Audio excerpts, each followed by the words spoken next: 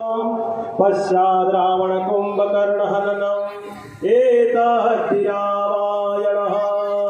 सुखदेव जी महाराज श्री राम कथा को संक्षिप्त में दर्शन करते हुए यहाँ पर राम कथा को विश्राम करते हैं।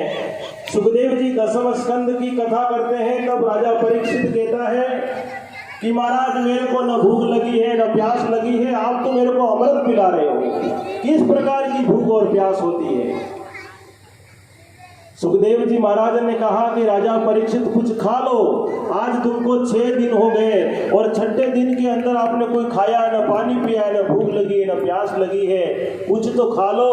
राजा परीक्षित ने कहा महाराज आप तो मेरे को अमृत पिला रहे हो, मेरे को कोई भूख प्यास नहीं।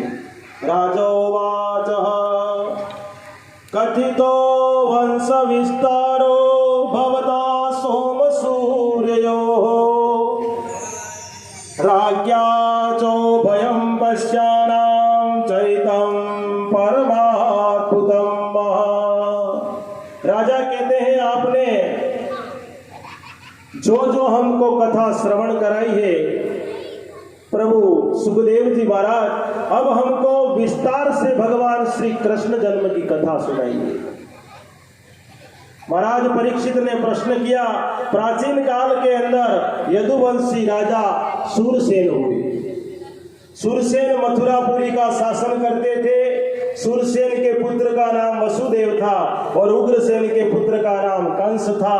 देवक राजा था, उनकी पुत्री का नाम देवकी था। आहुक के 2 पुत्र थे, देवक और उग्रसेन। देवक की राजा की 7 पुत्रियां थी और 7 पुत्रियों का विवाह महाराज वसुदेव जी के साथ किया। इसमें से एक देवकी थी।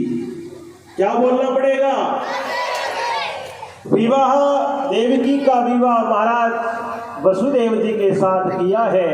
और उनके पिता ने, देवकी के पिता ने इतना सारा धन दौलत दहेज के अंदर दिया मेरे भाई बहन।